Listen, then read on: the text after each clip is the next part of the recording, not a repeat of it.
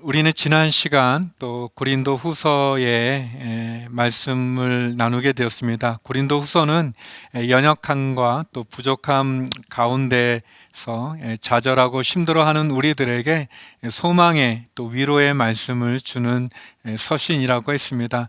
사도 바울은 지난 시간 본문을 통해서 우리들에게 은혜와 평강을 또 충만하기를 또 기도하고, 또 우리가 겪는 고통과 환난에서 분명히 그 가운데 또 하나님의 뜻과 또 하나님의 계획이 있다는 것, 그러므로 하나님을 향한 소망을 굳건히 붙잡으라는 그런 말씀을 나누었습니다.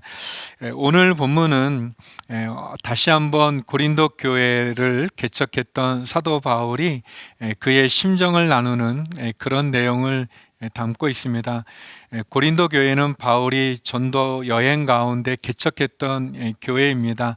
사랑으로 돌보고 또 전심으로 하나님의 말씀을 잘 가르쳤지만, 그러나 사도 바울이 고린도에 떠난 이후에 거짓 교사들이 들어오고 또 그들이 하나님의 말씀을 왜곡하고 또 하나님의 말씀을 또 잘못 혼탁하게 하는 그런 사람들에 의해서 바울을 대적하고 바울을 반대하는 그러한 무리들이 생겨나게 됐습니다.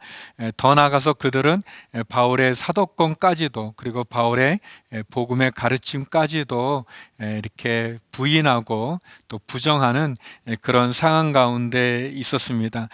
그래서 바울은 고린도 후서의 편지를 통해서 다시 한번 고린도 교인들에게 자신의 사도권에 대해서 변호할 필요가 있었고, 특별히 윤리적으로 성적으로 타락됐던 고린도 교인들을 향한 하나님의 말씀으로 권면할 그런 필요가 있었습니다. 그래서 사도 바울은 특별히 그의 동역자였던 디도를 통해서 눈물의 편지를 보내게 되고, 그리고 드로아를 거쳐 마게도니아에서 디도를 기다리면서 그의 심경의 마음을 오늘 본문에 나누고 있습니다. 저는 오늘 본문을 통해서 바울에 대한 세 가지 그런 교훈을 좀 나누고자 합니다. 오늘 본문에서 저희가 볼 수 있는 바울의 첫 번째 모습은 목자의 마음을 가진 바울입니다. 우리 본문 12절 13절 같이 한번 읽어보겠습니다. 내가 그리스도의 복음을 위해 드로아에 갔을 때 주 안에서 내게 문이 열렸습니다. 그러나 나는 내 형제 디도를 만나지 못하므로 내 심령이 편치 않아 그들과 작별하고 마게도니아로 갔습니다.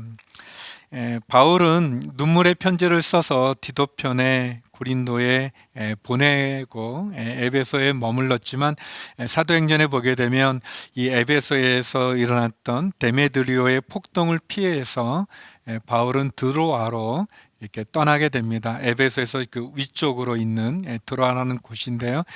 드로아는 항구입니다. 드로아는 그 무시아 지방의 주요 항구 도시 중에 하나고, 또 이 아시아에서 유럽으로 건너갈 수 있는 마게도니아로 가는 네아폴리스까지 가는 백길이 나 있는 그런 곳입니다. 그래서 자연히 아시아에서 이 마게도니아를 통해 로마로 가고자 하는 많은 사람들이 이용했던 아주 번화하고 중요한 그런 도시였습니다. 상인들이 많았고 또 군인들, 또 여행객이 넘쳐나는 도시였는데, 하나님께서는 바울이 에베소의 폭동을 피해서 드로아에 갔을 때 거기서도 복음을 전할 수 있는 복음의 문을 열어 놓아 주셨습니다. 12절에 보니까 주 안에서 내게 문이 열렸습니다라는 그런 표현을 보면, 우리가 드로아에서도 사도 바울이 복음을 전할 수 있는 또 사람들을 만나고 또 그들에게 복음을 전할 기회가 주어졌다는 것을 우리가 알게 됩니다. 그리고 또 계속해서 바울은 드로아에서 디도를 기다렸습니다. 바울이 썼던 그 편지를 가지고 고린도에 갔던 그 디도가 돌아오는, 그래서 드로아에서 디도를 만나기를 소망했지만 아마 어떤 이유인지 디도는 드로아에 오지 못했고 그래서 만나지 못했던 것 같습니다. 그래서 마음이 이렇게 편치 않았다라고 이렇게 얘기합니다. 바울은 고린도 교회에 편지를 쓴 이후에 그는 여러 걱정이 좀 있었던 것 같습니다. 혹 내가 지나치게 가혹하게 편지를 쓴 거는 아닌가. 그래서 성도들이 그 편지를 받고 좀 상처를 받거나 아니면 자신에게 등을 돌린 건 아닌가, 그런 걱정을 했습니다. 또 드로아에서 디도를 만나지 못하니까 혹시 디도에게 무슨 일이 생긴 것은 아닌가라는 그런 마음이 있었던 것 같습니다. 고린도 교회의 상황이 더 악화되지는 않았는가, 그런 염려와 불안의 마음이 있었죠. 바울은 그렇게 그가 개척했던 고린도 교회 교인들에 대한 염려의 마음이 있었습니다. 고린도 교인들이 하나님의 말씀을 쉽게 떠나고 또 거짓 선지자들에 의해서 복음이 왜곡되어질 뿐 아니라 자신을 반대하는 것에 대한 그러한 불안한 마음, 염려의 마음, 근심의 마음이 있었습니다. 비록 드로아에서 복음의 문이 열리기는 했지만 그러나 고린도 교회에 대한 그 바울의 염려는 오늘 본문에 나와 있는 것처럼 심령이 편치 않았다라고 이렇게 얘기합니다. 그래서 바울은 드로아에서 마게도니아로 가게 됩니다.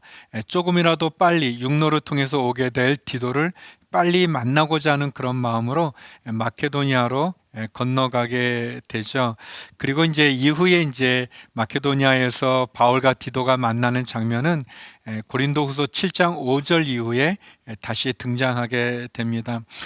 바울은 새로운 사역지였던 드로아에서도 고린도 교회인들에 대한 그 근심과 염려의 마음, 어떻게 보면 목자의 마음이라고도 말할 수 있죠. 비록 드로아에서 복음의 기회가 열리긴 했지만 그러나 고린도 교회에 대한 그 형편이 어떤 거에 대해서 마음을 빼앗기는 이 모습을 보면서 저는 99마리의 양을 우리에 두고 잃어버린 한 마리의 양을 찾아 떠나는 예수님의 그 목자의 마음을 보게 되었습니다.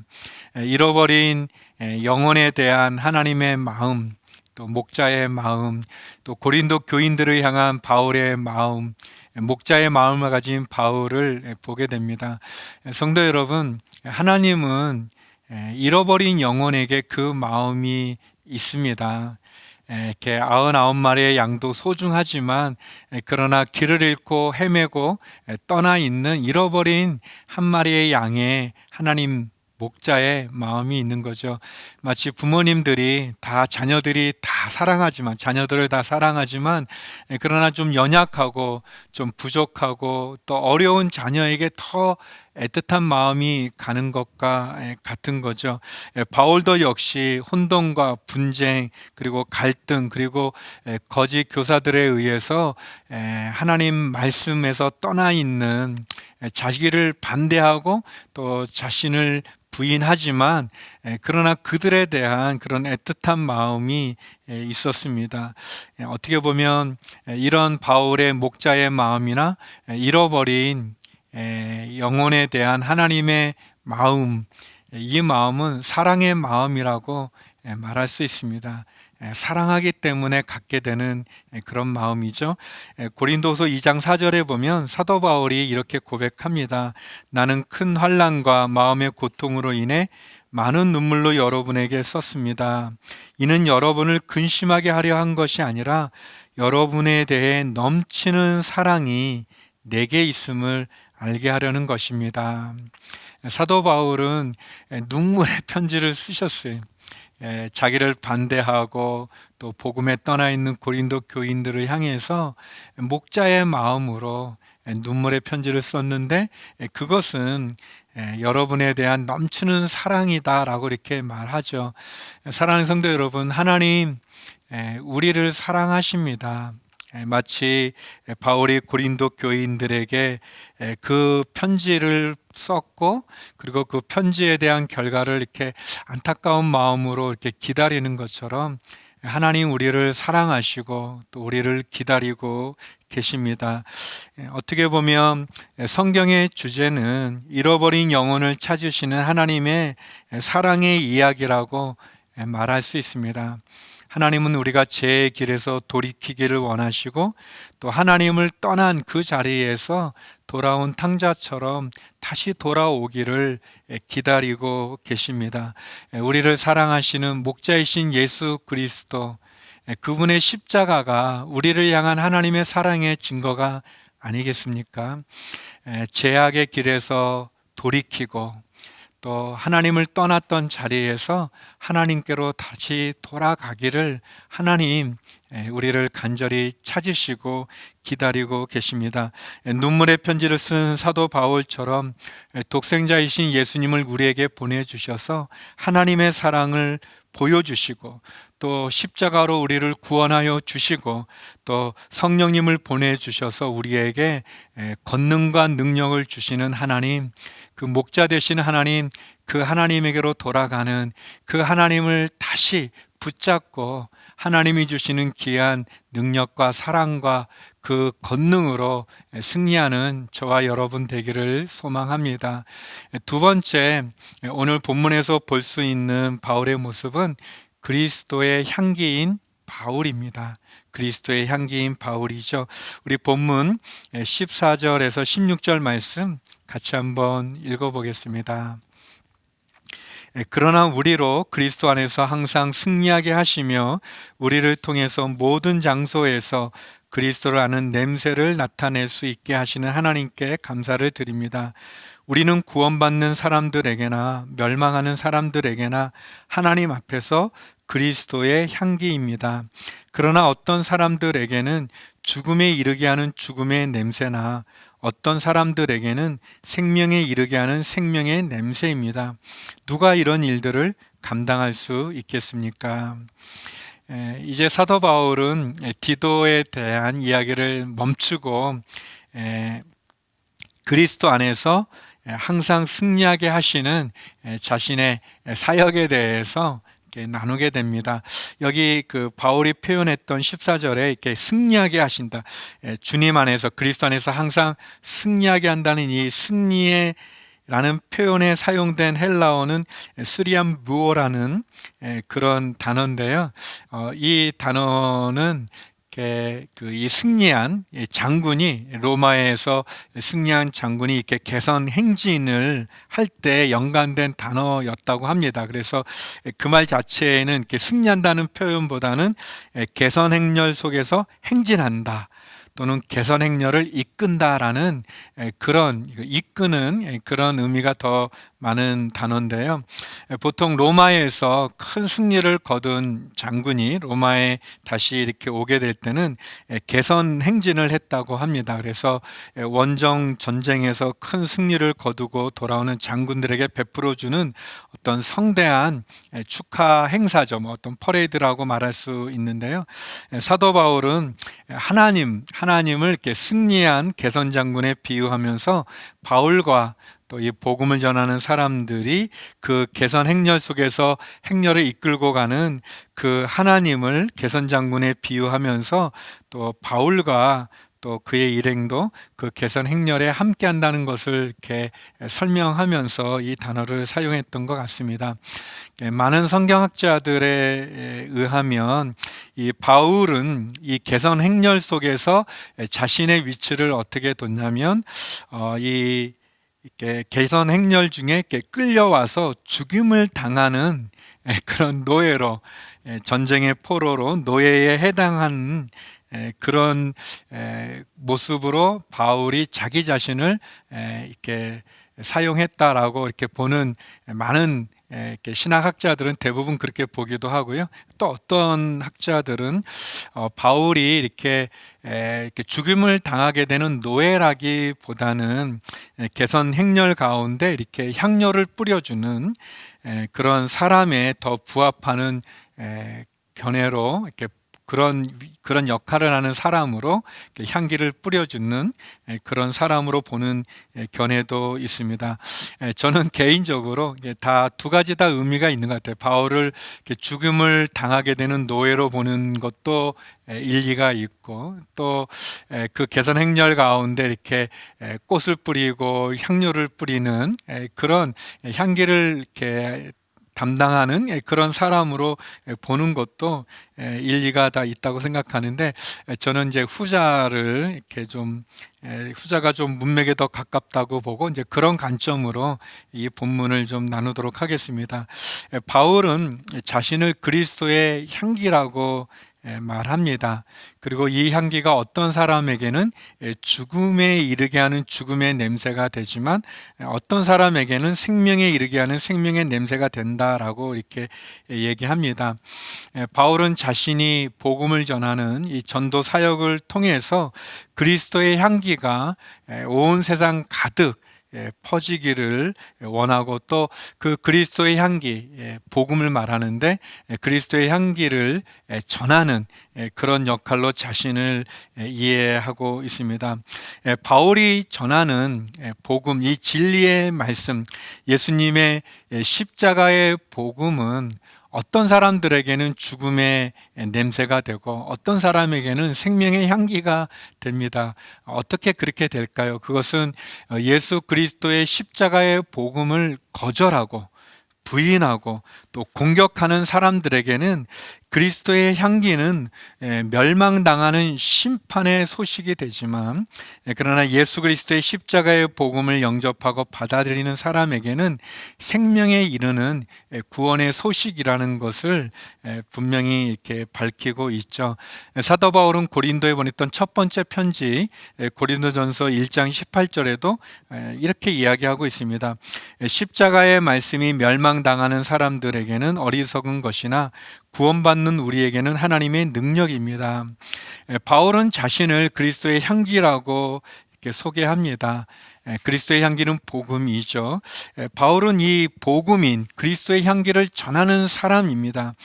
복음을 들었을 때 그 복음으로 말미암아 죽어가는 멸망에 치닫는 영혼이 새로운 생명을 얻는 사람도 있고, 그러나 이 복음을 거부하고 부정하고 또 박해하는 그런 사람들은 결국은 심판 가운데, 죽음 가운데 빠지게 되어지죠. 예수님의 향기를 싫어하는 사람들, 예수님 믿기를 거부하는 사람들에게는 죽음에 이르는 심판이 되게 됩니다. 복음은 이와 같이 사람들을 죽음과 생명을 나누게 되는 기준이 되기도 하고, 또 복음으로 말미암아 새 생명을 소유할 수도 있고, 또 복음을 거부하는 그 어둠 가운데 감으로 말미암아 결국은 죽음에 이르는 그런 안타까운 모습을 갖게 되죠. 바울은 자신을 그리스도의 향기라고 얘기합니다. 그리고 그 그리스도의 향기인 이 복음을 위해서 그는 어떻게 보면 죽음까지도, 그 자신 살아있는 소망을 잃어버린 죽음에 이르기까지도 그 일을 감당한다고 얘기하고 있습니다. 성도 여러분, 저와 여러분도 그리스도의 향기지 않겠습니까? 우리가 그리스도의 향기가 되기 위해서 우리에게 필요한 게 있다면 그것은 예수 그리스도가 우리 안에 자정되어 있으셔야죠. 예수 그리스도를 영접하고 또 그 예수 그리스도가 우리 안에 머물 때 나의 향기가 아니라, 사실 우리 자신은 향기로운 존재가 아니죠. 악취만 날 뿐이죠. 우리의 죄에서 나는 그 더러운 악취가 날 뿐이죠. 그러나 주님이 우리에 오게 되면 주님으로 말미암은 그 예수님의 향기, 그 복음의 향기, 그 십자가의 은혜의 향기가 우리 가운데 나게 되죠.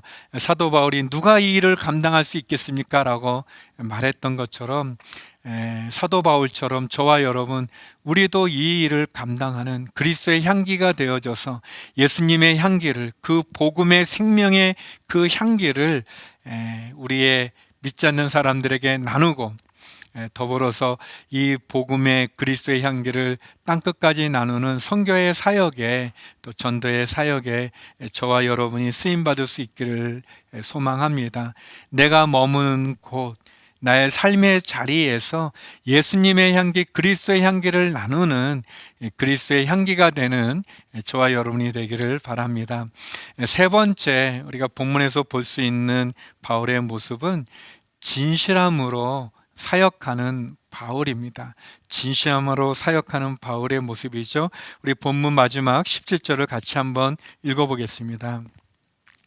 우리는 많은 사람들처럼 하나님의 말씀을 혼탁하게 하지 않고 오직 진실한 마음으로 하나님께서 보내신 사람답게 그리스도 안에서 하나님 앞에서 말하고 있습니다. 사도 바울은 이 고린도 교회에 가만히 들어와서 하나님의 말씀을 혼탁하게 하고 왜곡하고, 그리고 하나님의 말씀을 전한다는 그런 미명하에 교인들로부터 재정 지원을 받고, 그리고 사도 바울의 권위를 비난하고 교회를 혼란에 빠뜨리는 거짓 지도자들, 거짓 선지자들과 교사들과 자신을 구별하고 있습니다. 여기 이 혼탁하게 한다는 이런 말은 물건을 팔아 이익을 남긴다, 장사한다라는 의미를 갖고 있지만 좀 부정적인 의미로 사용되는 동사입니다. 다시 말하면 남을 장사를 하는데 남을 속여서 이익을 남기는 그런 의미로 사용하는 거죠. 고린도 교회에 가만히 들어와서 하나님의 말씀을 혼탁하게 하고 말씀으로 장사를 하는 그런 거짓 교사들을 향해서 쓴 그런 표현입니다. 바울이 고린도 교회를 잠시 비운 사이에 고린도에 들어왔던 이 거짓 교사들은 자신들의 어떤 영적 체험을 강조하고, 그리고 어떤 외적 능력을 가시하면서 성도들을 유혹하고, 또 하나님의 말씀을 가르친다는 그런 이유로 어떤 경제적인 후원을 받아내는 그런 사람들이었습니다. 바울은 이들과 구별해서 그는 하나님의 말씀을 자기의 이익을 위한 도구로 사용하지 않았습니다. 말씀으로 장사를 하지도 않았고, 말씀을 이용해서 자기의 어떤 탐욕을 채우지도 않았습니다. 그것을 사도 바울은 오직, 오늘 17절에 보니까 진실한 마음이라고 그랬습니다. 사도 바울은 어떻게 고린도 교회의 성도들을 대했는가? 진실함으로 대한 거죠. 진실한 마음으로. 그러니까 바울의 마음의 동기와 내용이 정직하고 투명할 뿐만 아니라 순전하다고 말할 수 있죠. 오직 하나님의 말씀이 온전히 잘 증거되기 위해서 바울은 성도들로부터 어떤 도움도 구하지 않는 그런 자비랑의 그런 원칙으로 그가 사역을 했었습니다. 바울을 공격했던 이 거짓 교사들은 이 바울이 고린도 성도들로부터 어떤 재정적인 지원을 받지 않는 것을 또 비난했습니다. 그것은 바울이 성도들을 존중하지 않았기 때문에 그런 거다.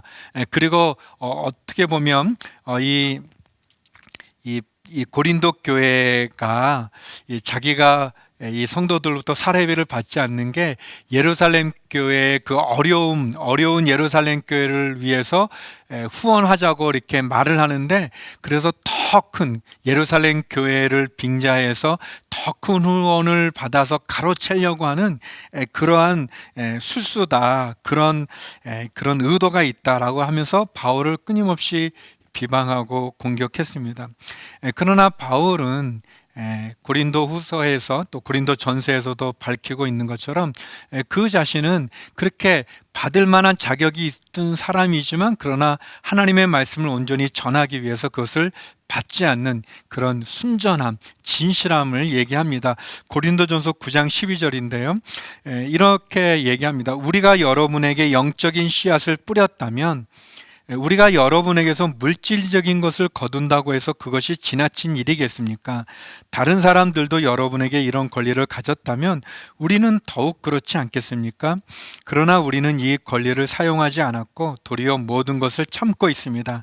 이는 그리스도의 복음을 전하는데 조금도 방해가 되지 않기 위해서입니다.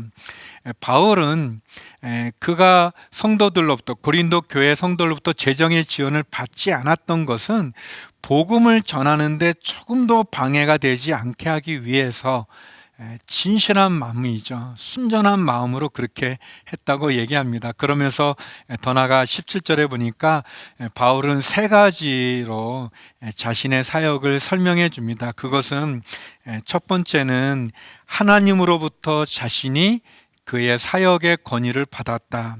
하나님의 위임을 받았다라고 얘기하죠. 또 두 번째는 그리스도 안에서 그는 사역을 한다고 얘기합니다.